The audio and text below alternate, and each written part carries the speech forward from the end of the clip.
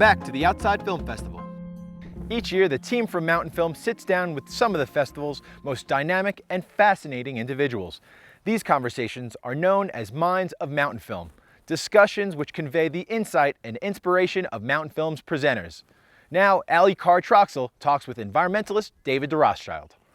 Hi, welcome to Minds of Mountain Film. I'm Ali Carr Troxell, managing editor of Outside Magazine. I'm here with David de Rothschild. How are you? I'm doing well. Doing How well you doing? this morning? I'm good. Good. So let's talk a little bit about the Plastiki mission. I mean, Why not? Yeah, why not, right? That was a huge undertaking. Yeah, I kind of got post-Plastiki natal depression sort of thing. You know, it was born, it's done, and I'm now like... Postpartum. Yeah, I'm like, oh, you know, it's weird when you're in it.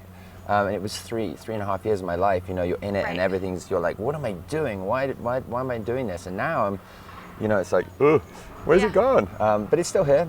It was obviously an incredible adventure that just keeps on giving, you know, Yeah. it keeps on growing and just has been, you know, really eye-opening for me in terms of kind of, I think, really differentiating between an expedition and an adventure. And I've now figured that out.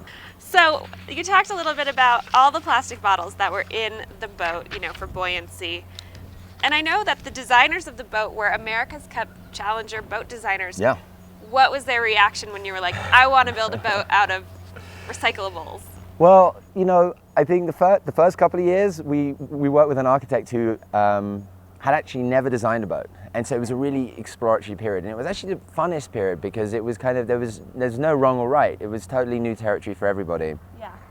And then basically a friend of mine just was like, hey, you really need to go and see a naval architect because you guys are going, you obviously haven't been to sea before in any major way. And we're like, well, yeah, maybe. So the boat held up then in those storms. It did. You know, it was funny because we get a lot of sailors would come down to the pier and look at it and they would walk around and they'd be like,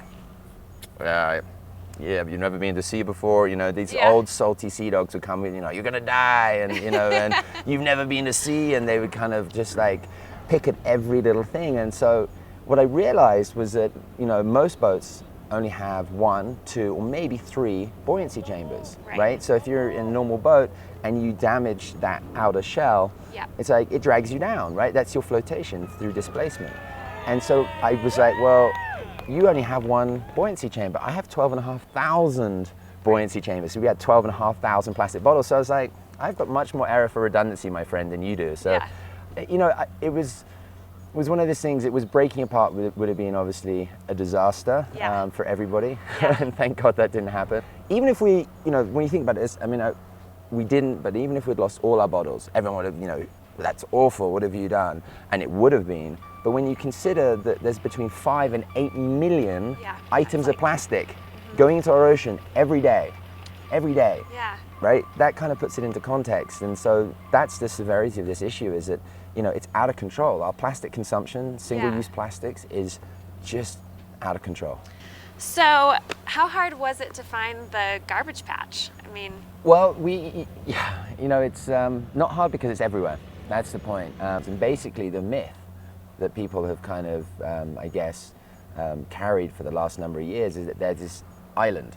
And basically what happens is plastic photodegrades, so it disappears, but it doesn't completely disappear, it just gets smaller and smaller and smaller. Yeah. And that's what makes this whole issue far more ominous, because it gets into the food system. Right. So there may be a lot of people who are going, well, I recycle, I put my stuff in the bin, you know, no issue there, and why should I care? Well, on one side, obviously, there's a huge environmental impact on marine life, or marine birds, and then the other side is, you know, this health impact that is yet to be really explored, and that's the transference of toxins in the ocean, using the plastic as a kind of transference device. As you know, basically what it does is these little bits of plastic attract all the toxins that come from agricultural runoff and come from big industry, and then it's like, hey, I'm over here, and then they live in the life layer of the ocean, and there's little flecks of plastic where all the little filter feeders, those are the dudes who are just like sucking everything up like hoovers, are sucking up plastic rather than plankton. And now it starts its way into the food system. So I think we're going to see that emerging as a conversation in the next few years, of people sort of realizing that this is a massive health issue. And you did a dog sledding expedition across the North Pole to raise awareness as well.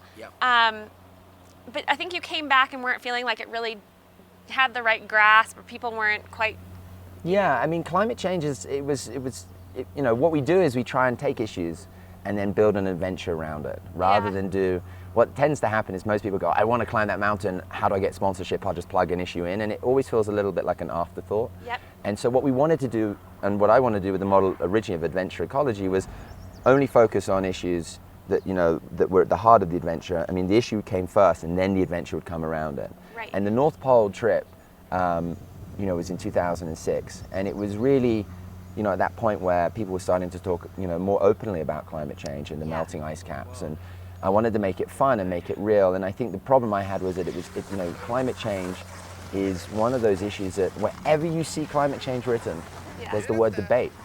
Right. Interestingly enough, so climate change is kind of one of those weird, I think, distractions of environmentalism. It's an, you know, incredibly, you know, important issue to focus on, and we should be focusing on it, and we should be curbing our, you know, our appetite for carbon-intensive products and services.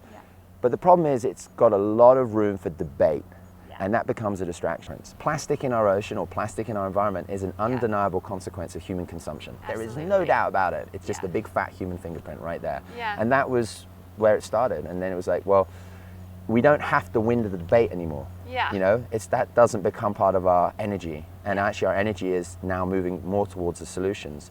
Because I think awareness is just, it's kind of easy to say we're going to create awareness. It's much harder to say we're actually going to create solutions to the problems we're seeing and make real change, and that's hard. And so you have myplastiki.com where people can go and pledge to give up water bottles, give up plastic bags.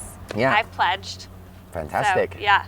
Yeah, I mean, it's just one of those things. It sounds so cliche, and I'm going to say it, but it's the little things that make a big difference. Yeah. And so it's how true. are the numbers? I mean, has it been It's been successful? good, yeah. I mean, you know, we learned, you know, it's interesting. We learned a lot from, people are quite prescriptive in the sense that we said we needed to collect 12,500 signatures initially because that's how many bottles we had. And after that, we just watched it drop off. So we're like, no, but we can collect as many as we want after. So we made a pop-up, and then it started to go. So I think we were about 20,000 or 17, 19, something like that. Well, that's great. Which is good. It's not a huge amount. Yeah. It's basically about 1/2 of a second of plastic consumption in the US.